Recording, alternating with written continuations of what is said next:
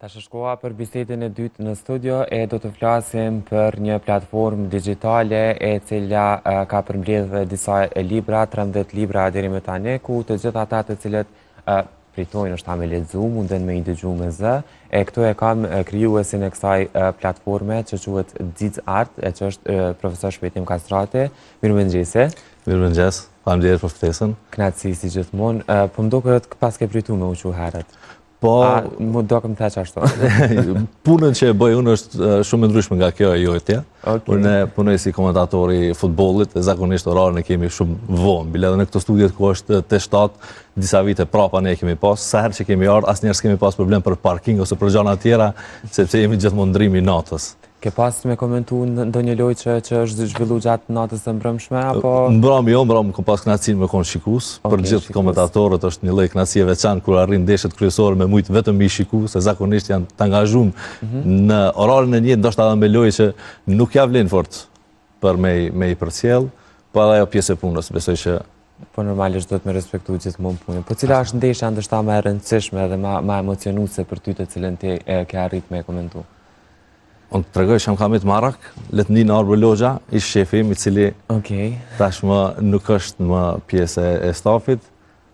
Kamit Marak finale e Ligës Kampionëve, për cilën kemi qenë garë në sezonën e pandemisë, po ndryshoi gjithçka. Kamit Marak një ndeshje El Klasicos, ndërsa të gjitha ndeshjet tjera, të gjitha klubet me zë, kem arrit me i komentu, tashmë i kom 13 vite përvoj pune me kujtesën 12 vjet dhe nga sezoni i fundit janë pjesë e Art Motion. Mes ndeshjeve që kom arrit me komentu kanë qenë edhe ekipet e Zemrës, kanë qenë edhe finalet e Europa Ligës, finalet e Kupës. Cili është ekipi i Zemrës? Po, si tifoz i vuajt orienterit, kom pas në fakt që jam bo edhe me Realin edhe me Chelsea, kështu që gjatë viteve gjithmonë kom pas sukses. Te kjo e para ta kuptoj deri me një farë forme dhimbjen në thojza, si tifoz i Liverpoolit, po që edhe na në kohët fundit e kemi pas një ngritje kështu, edhe disa trofej të cilët i kemi fituar. Po ndalemi tek platforma digjitale Xiz Art. Ka të ardhur ideja për me kriju një platformë të tillë, sepse është e para në Shqip, që e thash edhe në fillim të bisedës. Po. Faleminderit për mundësinë për m'ia shpjegua shikuesve të shtatshit. Unë jetoj në Prizren, e punoj në Prishtinë, punoj edhe në Prizren. Arsyeja se e mbaj punën në Prishtinë ose për shkak pasionit që kam pas për sportin, kem studiu bashkë Fakultetin e Gazetarisë, në kohë të ndryshme normalisht. Mirë po, gjatë kësaj pune, nga Prizreni në Prishtinë, shpesh me këto udhëtime, jam bërë bajat edhe nga muzika e lloj-llojshme në vetur, kështu që fillova të dëgjoj libra librat më të shitur, në gjuhë angleze normalisht, vetëm për të informuar.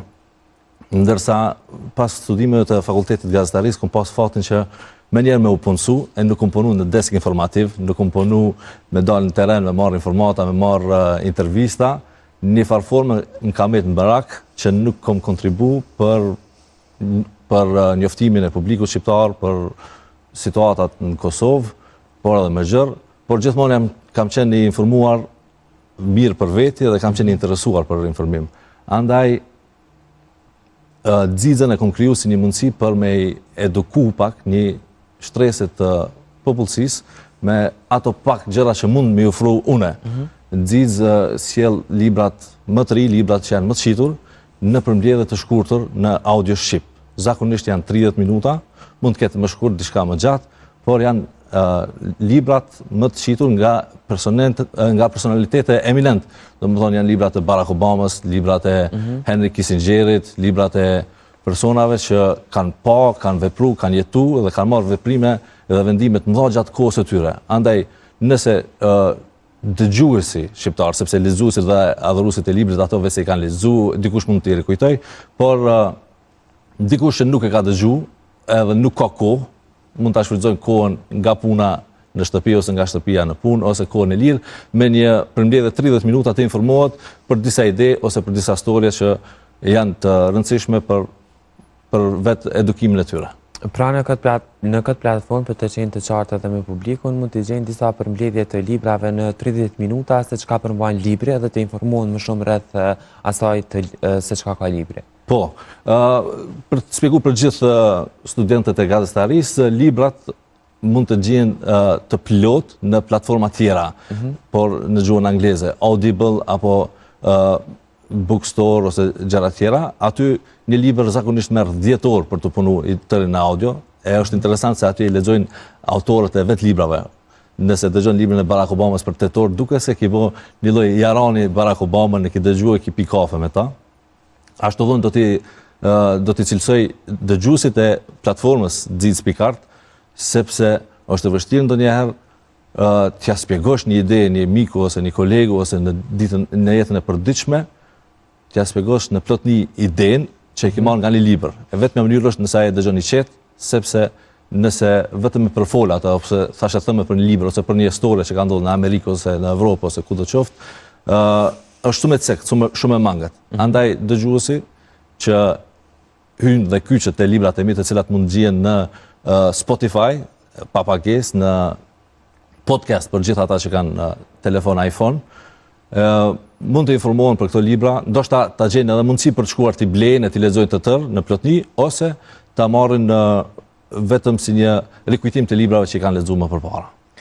Na tregove që ideja të ka ardhur gjatë rrugtimit që e ke bëu prej Prishtinës në Prizren edhe anas tjetër ku ke dëgju libra, po sa ka qenë ndoshta sfiduese edhe e vështirë për ty me kriju një platformë të tillë, të e pas parasysh që nuk ka pas një të tillë ndoshta në treg, edhe kanë qenë ndoshta ato mendimet skeptike që a do të pritet mirë ose çush do të pritet. Po faleminderit për këtë pyetje.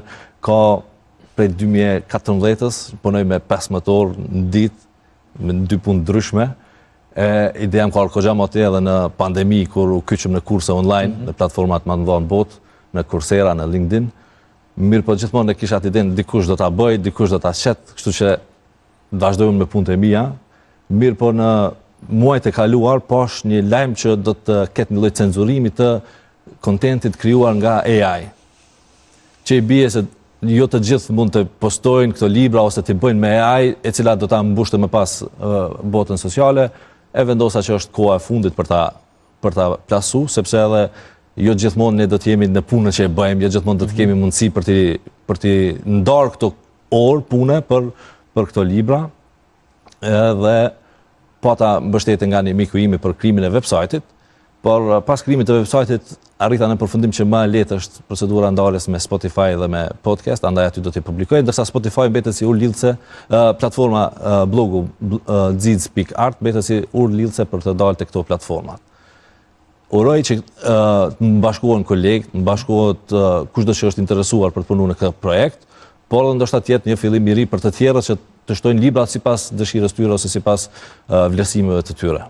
E thash edhe në mes të pyetjes, po e tregove edhe te në një farë forme që ka qenë kogja vite që e ke mendu krejt këtë platformë për me e kriju. Cilat kanë qenë ndoshta përshtypjet e para dhe pritshmëritë e para të njerëzve kur i ke tregu që e ke kriju një platformë në të cilën mund të dëgjoni 30 minuta librat e juaj të preferuar. Tash në kohën ku po jetojmë, çdo ide njerëzia mendojnë që duhet të monetizohet, ku është përfitimi, çka kemi përfitu. Kjo është pyetja e parë, pak e bezdishme për mua sepse nuk është qëllimi i asaj, sepse monetizimi në këtë kohë bëhet me gjëra virale, një libër 30 minuta nuk mund bëhet viral, përpos nëse e shkëpusim ata, e ndajmë në minuta dhe publikojmë në TikTok apo diku tjetër, por aty nuk është qëllimi, thash vetë si gazetar i cili nuk e ka ushtruar një pjesë gjysmën e profesionit, mendoj që ta bëj këtë duke i dhënë material vlefshëm publikut kosovar. Do të thotë krejt këto libra, këto përmbledhje njerëzit mund t'i gjejnë vetëm në Spotify dhe në Apple Podcast, ose ndoshta mund të informohen më shumë rreth saj në Xeed.art. Nuk planifikojnë me e bo ndoshta në Instagram, në TikTok, pjesë të shkurta që ndoshta me tërheq njerëz, me bo një farë marketingu, ndoshta tek një target grup tjetër. Qëllimi im fillestar është të arriti të bëj 50 libra të publikoj brenda aktiviti. Sepse deri tash me sa duket dhe me sa kam pa janë diku 13 libra. Janë 13, mbrëmë kanë publiku të fundit. Nëse arriti bëj 50 libra brenda aktivitit, më pas më harxhohet edhe lista që e kam mendu, cilat libra të publikoj të parë për nga rëndësia. Atëherë nëse klikimet janë shumë voluminoze, atëherë mund mendoj për Instagram apo për TikTok, por ato nuk janë platformat ideale për të mësuar aty. Gjithë ata që kanë bërë kurse online e shohin që në Coursera, në LinkedIn, kurset janë shumë vlefshme, materialet janë shumë mira, shumë vyshme, mirë po janë deadline-et, janë afatet, janë detyrat, ndërsa kjo është një mundësi që me lëshu librin edhe kushdo që qaset në website, libri luhet në background, domethënë nuk mund ta përdor telefonin për gjëra tjera të dëgjoj se çfarë ka thënë autori në atë libër. Më bëni përshtypje se thatë që Instagrami dhe TikToku nuk janë platforma për gjërat e tilla. Në cilësinë e profesorit, si çka është platformën e Instagramit edhe të TikTokut, për çka po përdoret më shumë sipas teje? Faleminderit shumë. Profesor kisha pas shef me kon, po s'kom arrit më bëu, në vetëm studimet e gazetarisë kemi kryer bashkë në Fakultetin Filologjik. Edhe në këto libra që unë se në cilësinë e gazetarit edhe në cilësinë e përvojës të cilën ti e ke kriju që shumë vite, ndoshta edhe në komentim të spotit, po the që je edhe mirë i informuar në gjitha anët. Po, faleminderit. Këto platformat, unë qëndroj besnik i asaj ide se për çfarë u kriju platforma Instagram ose platforma TikTok ose cila do qoftë. Në kohën kur kriju Instagrami ka qenë i mirë për filtera. Nëse dikush nuk ka ditë me bëj editim një foto, me bëj një foto me një kënd çfarë do qoftë dhe me ja fut disa filtera për me dalë më mirë. Më pas ka ndryshuar plotësisht Instagrami. Tash Instagram mundesh me edhe me bëj shopping. Por Instagrami është shumë i mirë për video të shkurta. Domethënë edhe librat që i kanë përzgjedhur disa, libri më i dëgjuar nga dëgjuesit tonë është 12 rregulla për jetën nga Jordan Peterson. Nëse klikon një në Instagram Jordan Peterson, atëherë mbushet walli me videot e tij. Në këtë formë, nëse libri ka 12 rregulla, por dikush mund të qaset vetëm të një ide, të një kapitull, 2 ose 3, ndërsa libri si plotni i përmban të gjithë kapitujt e atij librit, idenë fillestare deri në fund. Për atë mendoj që nuk është Instagrami për këtë punë. Ndoshta në të ardhmen mund ta bëj, por për momentin jo. Për një arsye tjetër pse kam vendosur të krijoj platformën Xiz, ka qenë pikërisht një e ligjërate e Barack Obamës, i cili thotë që në kohën e pranverës arabe, kur në Egjipt dhe në lindjet mesme vetë se ishin çuar populli në protesta, nëse një person i cili ka qenë turist në internet e ka kërku fjalën Egjipt, vetëm Egjipt, interneti përmes algoritmit i ka shfaq resorte turistike dhe mundësi për rezervim. Nëse ka kërku fjalën Egjipt, sërish një person që kon pro protestave, interneti përmes algoritmit e ka ditë çfarë kërkon ai person dhe i ka shfaq vetëm arsye pse të gjithë duhet të ngriten protestë, arsye pse duhet të kërkohet demokracia. Ndërsa nëse ka qenë një person i pushtetit, interneti apo search engine-at i kanë shfaq vetëm arsye pse duhet të ruajnë atë pushtet. Andaj nëse mesim në informim të tillë nga platformat tona, nga algoritmet që na ushqejnë ato, ne mund dalim të informuar vetëm nga ato gjëra që më i forti dëshiron të na jap, apo kushdo që ka qasje më shumë në media. Falem pak më parë për zgjedhjen e librave të cilën e ke bu, edhe i kemi 13 libra të cilat mundemi me dëgju për mbledhjet e tyre për 30 minuta. Sa ka qenë e vështirë dhe sfidues seleksionimi i këtyre librave, duke qenë se autorët ndërkombëtar, sidomos të një pjesë e madhe e njerëzve të cilët lexojnë, janë goxha voluminoz kështu me libra dhe janë goxha të kërkuar nga një pjesë e madhe e njerëzve. Po, me sa kam informata unë në për librariet tona, më shumë kërkohen librat e autorëve të huaj. Populli në Kosovë ka fillu të lexojë më shumë anglisht se sa në gjuhën shqipe, edhe është fati ynë që librat tashmë në korale publikohen, derisa të bëhet versioni shqip vetë se ata lexuesit e parë arrin të lexojnë. Gjatë fakultetit gazetarisë, unë dhe ti kemi pas fat që disa profesorë na kanë detyruar me lexu një listë librave, domethënë profesori Milazim Krasniqi nuk ka lënë provim pa lexuar 3 libra të tjerë, profesori Bajram Kusumi po ashtu ka dhënë një listë me libra për me eduku një gazetar, por edhe informata shumë të rëndësishme për botën në përgjithësi. Andaj gjatë seleksionimit të librave, nuk do të ketë libra romane, nuk do të ketë libra të thjeshtë. Gjatë leximit të një libri të Malcolm Gladwell, lexoja në parahyrje që personi ka pasur problem për me publikuar atë libër. Shtëpitë botuese kanë thënë që ky libër yt ka mbi 80% informacion të ri. Zakonisht një libër është i mirë për audiencën nëse është vetëm 20% informacion i ri e pjesa tjetër për folje, sepse të gjithë lexuesit e kanë më të lehtë ta përpunojnë informacionin, e unë do të mundohem të jap asnjë lloj libra, të përzgjedh asnjë lloj libra që kanë shumë informata. Shumë informata. Më pas kjo vetë është përmbledhje, kushdo që dëshiron mund ta lexojë librin për informata të detajuara, mirë po ideja është të japim sa më shumë informata, sepse ato janë punime shkencore, janë anketa, janë raste studimore që i kanë bërë personat në fjalë, persona kompetent. Po që ndoshta më vonë do të kemi edhe ndonjë roman nga autor ndërkombëtar të cilët do të jetë pjesë e platformës Dicart. Apo jo? Nuk e kam largu si ide ato, por fillimisht është me kësilloj libra, ndërsa në të ardhmen mund bëjmë asi lloj romane. Unë gjatë studimeve të mia kam qenë shumë i fiksuar me Lautën e Malësisë. Edhe pas leximit dhe studimit të saj, rreth 6 muaj kam fol vetëm gegnisht me gjithë shokët e mi, saqë i pata hyrë nerva. E tani gjithë ata që kanë lexuar Lautën ose kanë patur qef t'i dëgjojnë disa vargje të saj, është një super përmbledhje e mëshme e Rashat Arbonës me 40 minuta, ku këngë kryesore të Lautës i interpreton në mënyrë perfeksionale Rashat Arbona. E sa që e dëgjoj atë përmbledhje, ma kujton kohën kur unë kam qenë i thelluar në atë libër. Në këtë formë mendoj që Dziz vetëm do të jep mundësinë dëgjuesve të kenë disa informata kyçe nga libri i saktuar, por për momentin jo me romane, jo me libra për fëmijë, jo me libra profesional. Më kanë kërkuar disa kolegë shumë libra profesional në aspektet juridike apo libra tjera që të mund t'i lexojnë, edhe jo përmbajtje të atill që studentët ose nxënësit mund ta kopjojnë të tërën e ta dërgojnë të profesori ose për provim. Domthonë i ka disa elemente mangu në drejtim. Okej. Po sa të merr kohë me bu një produkt të tillë dhe për me e lansu në platformën tënde, se po besoj që përpos kësaj ke shumë edhe angazhime të tjera dhe ndoshta don kohë për me bu kërkime, për me bu ndoshta mënyrën e përshtatjes së librit, për mbledhjen se çka po fus, çka s'po fus. Sa të merr kohë kështu për me kriju tamam një përmbledhje të një libri?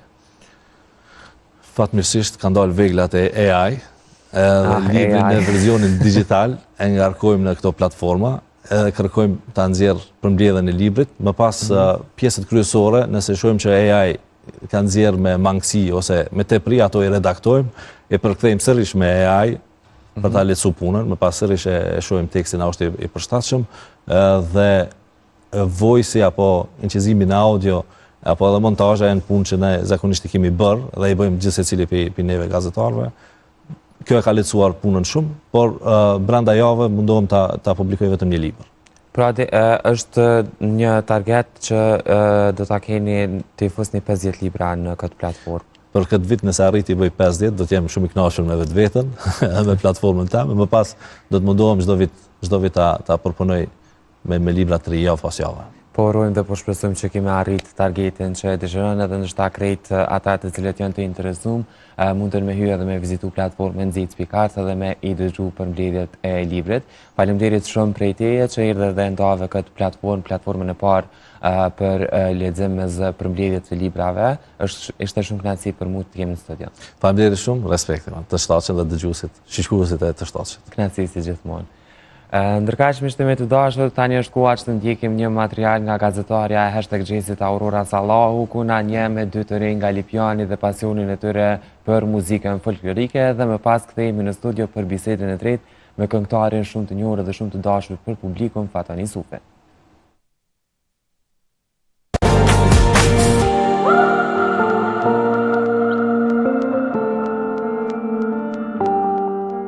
E dim që jeta ko batica dhe zbatica, ka njerë jem qef kënujmë, ka njerë për shemull nuk jem qef heq. Mesazhi jem për rinin është, ju kësha thonë, dunet juven, dune kom të uren, so ma lartë kulturat huja. 17 shkurti sjell shumë emocione për gjithë vendin. E këndjen të veçantë na përcjellin dy të rinj nga shala e Lipjanit përmes këngëve patriotike. Kjo fest na bën mundi mirë, po si vjet është edhe fest, po është edhe protest. Edhe urojmë, inshallah don Zoti që ata shka janë hog, komandantat, inshallah lirohen sa më shpejt, edhe na vinë këtu, se ata tunt janë. Na jena pak rajon i Drenizna, ne jena pjesa jonë e rrugë Dreniz, tash neve normal që na vjen pak çdo kusht në Kosovë besoj e nin keq vetën që janë ata atje.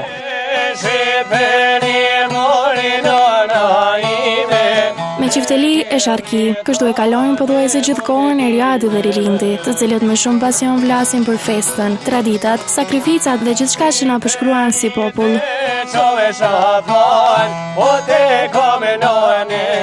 Jo, zakonisht në familje tem nuk ka knu kërkosh, veç që baba i ka ro ka pak, Çiftelis edhe gjashtu, më falni për nga të resen, për tash më kujtu se edhe gjysh i ka ditë kong, i ka knu aty kong të mëshme që janë kong të kota, se arruva me cikë edhe ato, kërkoj folje dhe njerë. Edhe mas pori për me fillu, më ka pas blej babi një Çiftelit vogël, sa më mësu. Paku pa ta mësu në fillim, po nuk e mërë shaqash serjas. Deri sa në moshën 9 vjeçe e knejna, kum fillu me morë ma seriosisht këtë punë, edhe në zakë, do me thonë vitin 2015, kum fillu kështu, në për dorsma, në për ahengje, në për festivalje e tjera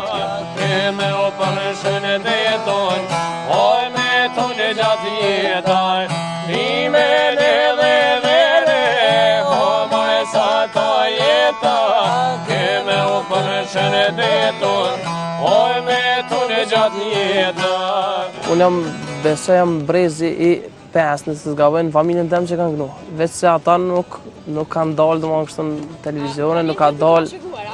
Po, te one po. Edhe ka knu baba, babgjyshi, stërgjysh, tashmë si kom rria ata tjerët, po që shumë kanë tregu.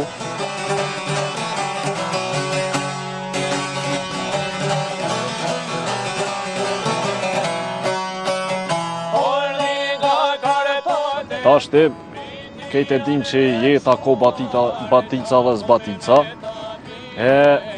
ka njerë im qef njën, ka njerë për shemull nuk im qef heq. Ka njerë Po me gjithat, nuk sa dush do me thomë në me mu largu prej kësa, kje nuk larguhet prej teje kur.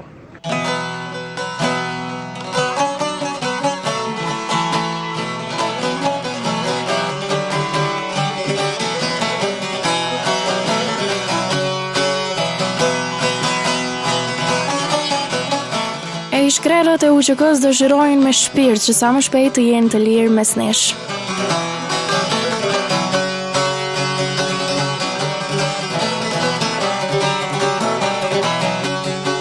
Mesazhi jam për rinin është, ju kësha thonë, dunet juën, dune kontorën, sa më lartë kultura të huja, edhe me të mira që i pasi dani, do me thonë knashnu me ty e mos i bastardani, mos i keshpërdani, se tani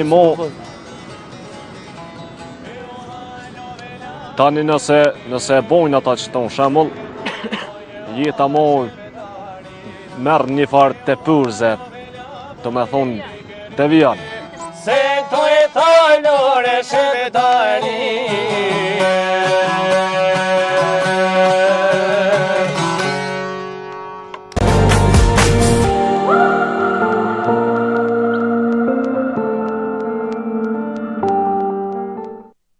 Koha për bisedën e tretë në studio, si që para lajmërova pak më herët, edhe në fillim të këtij emisioni, e kam këngëtarin e njohur dhe shumë të dashur për publikun, Faton Yusufit, të cilin sot e kemi zgjuar pak herët, po besoj që na e fal. Faleminderit për ftesën, kënaqësi si gjithmonë. Edhe mëngjeset janë shumë bukura, kështu që unë e kam këtë rutinë shpesht. Mbase bashkëshortja me 2 fëmijë të mëdhaj shkojnë ajo në punë, këta dy në shkollë, ndërsa anë me të voglën, edhe një gjysmore e shtym, kështu që për në kopsht, kështu që e kam... Një mëngjes ashtu kaotik familjar. S'ka lidhje sa ku mra me fjetë, për shembull si mbram, base festa dhe nejat zakonisht gjasin më shumë, po mëngjesin e kam kështu, edhe e bëj me knaqësi. Tani vazhdoj gjumin ndoshta ka mes dita. E ki ndërshta edhe një pjesë të ditës që e shfrytëzon për Një orë. flajt, a? Një orë. Okej. Knatësi, faleminderit edhe një herë shumë. Knatësi si gjithmonë. Para prakesh bisedum edhe tregove që prej vikendit të tëri tash ke qenë kogja shumë i angazhuar me mbrëmje dhe me muzikë. Sa po lodheni, sa po keni lodhje kështu? A të që doni, është ajo lodhja përgjithësisë pak, se normal këtë sanë e bëjmë shumë dashni. Udhëtimet janë pak më të lodhshme, normal, pase sidomos në stilin e dimrit, ndodh në herë, ndoshta mund me uanullu ndonjë fluturim, kështu që është e përgjithësia tek pronotimet e mbrëmjeve që janë. Po mu s'm ka ndodhur asnjëherë, uroj që mos t'i ndodhë askujt. Vikendi që shkoj isha i ftuar në Zvicër nga ansambli Vatra, një ansambl me traditë 30 vjeçare, në koncertin organizuar nga ta. Ishte një koncert jashtëzakonshëm, një pritje madhështore dhe kam kaluar jashtëzakonisht mirë. Qysh ka atmosfera, sidomos po besoj që kjo periudha e festave, sidomos të pavarësisë së Kosovës, është një emocion ndryshe edhe për juve këngëtarët, sepse sidomos kur performoni nëpër diasporë, malli i ndoshta i diasporës për atë veu, emocionet, ndoshta për humbjen e familjarëve të cilët i kanë humbur në luftë. Qysh janë këto emocionet e juaja, këto eksperienca, sidomos gjatë periudhës së festave? Shumicën e rasteve, sidomos për festën e pavarësisë të Kosovës, po ashtu edhe festën e flamurit kombëtar, bjen zakonisht me qenë në për vendet e largëta, është emocioni këtë tjetër. Kur shefmi në një ansambël që rritën 3 apo 4 gjenerata që edhe atje kanë lindë dhe është për më emocionu se mbase i kultivojnë kulturën tonë, traditat, vallën, autoktone që i kemë, veshjet kombëtare, prezentimin e kanë fantastik. Bili kësa here, jashtëzakonisht jam emocionu, sidomos kur i kom pa moshat e reja, duke vallëzu, duke këndu këngët që i kushtohen vendit, kështu që është emocioni pa përshkruar. Edhe i kumoru, bile kam shkru kogja një status kur isha që është për me më mburë për ata prind dhe për vlerat që ja kanë kultivu edhe fëmijëve dhe kanë trashëgu. Se nuk e kanë letë normalisht jetojnë me një vend tjetër, po falë angazhimi tyre. Normalisht ata një djelje, mund me pas pushim, dhe atë djelje ja kushtojnë aktiviteteve kulturore. Pra, edhe ti po na tregon edhe po thu që prindrit shqiptarë në diasporë, fëmijëve të tyre po ja kultivojnë kogja shumë traditën edhe kulturën shqipe. Unë e thash me sa kom hasë, sidomos këtu ku isha tani, aty është për një me ka vlerë shumë dhe janë për më vlerësu edhe prind që ja kushtojnë shumë fëmijëve, me ju tregu që populli jonë ka shumë vlerat maja kulturore, artistike, po dhe të sportit, normalisht djene sukseset e shumë lojtarëve që kanë lidhë në për diasporë, që janë shumë sukses shumë në këtë ligat e botës, po edhe me artë dhe me kulturë e muzikë, janë në hapat shumë mirë. Kur jemi tek muzika, çka kemi të reja nga Fatoni, se kemi pa vitin e kalum, ke qenë kogja shumë i angazhum në përmbrëmje muzikore, po edhe me dasma, me gjana të ndryshme, po në aspektin muzikor, çka kemi me prit të reja nga Fatoni? Çdo vit jam mundu me sjell ka diçka të re, sidomos edhe unë si solo këngëtar, po ashtu edhe me grupin që jam me grupin Atalanta dhe kolegun Florian Thaçi, normalisht çdo vit mundohemi me sjell edhe ndonjë album të përmbledhuna me disa këngë. Kësaj here, këtë vit do të startoj, ndodhë që dhe me një bashkëpunim, po këtë bashkëpunim ja kum lënë në dorë producentave dhe studiot që unë bashkëpunej që shumë vite me ta Duo Bass Records. Ata janë të e mendu se me kanë do t'jetë bashkëpunimi i radhës. Po ti me kanë kështë pas qef me pas bashkëpunimin? Me kanë në shtatë... A di qysh, Doni, vokali jam është pak ma i ndryshëm, jam bas bariton edhe kështu që do të me gjetë edhe bashkëpunimin, ose së mos vokalin, ose të këngëtarës, që më përshtatët paka shumë, po për ato ja kom lënë dorë producentave që janë shumë profesionista dhe besoj që e gjenë dikon që më shkon. Po që edhe eksperimentet që janë bu, po, edhe eksperimentet që janë bu në muzikë, nështë ta nga artistë të tjerë, dy bashkimet të gjeneratave të ndryshme, apo një reper me një këngëtar të muzikës popullore, e kanë dalë ka bukur, e prandaj të pyeta se me këndë është e kështë pa vetën në një bashkëpunim fatoni personalisht, pa i përfshin është ta producentat dhe pjesën tjetër të punës që të e bën me përpikmëri dhe me shumë përkushtim. Nuk i kësha pas problem besoj me asë kënd. Unë kër e kom fillu karierën dhe kër konga e pare e ka qenë edhe me një dyshe, ka qenë me një repist, edhe me një kolege të amë këngëtare, për aqitja e pare jam e publike si këngëtar, kështu që nuk e kam tash edhe problem, me pas edhe kësi lloj kombinimesh. Bashkëpunimet që me përmend dhe ka qenë edhe një ndër këngët ma të mira që në dhe du ka qenë me të madhe Ramadan Krasniqi Dani, është një super balad para disa viteve. Po, tash është bashkëpunimi është në rend të parë, ndërsa kam edhe projekte tjera që vinë në këtë vit. Tash edhe me grupin kemi një këngë të re që do të lansohet normalisht zakonisht i lojmë pak para sezonit veror. Kështu që Mundesh me ndonë një detaj për këtë projekt të cilin keni me sjellë para verës këtu në studion e #Gjesi? Po, është një këngë e re, është këngë normalisht është për ahengje, sidomos për dasma, por nuk është këngë e dëgjuar, është tamam këngë me tekst dhe aranzhman dhe orkestrim nga Dua Bast Records, po besoj në ka fillimi i muajit qershor vetëm do të lansohet.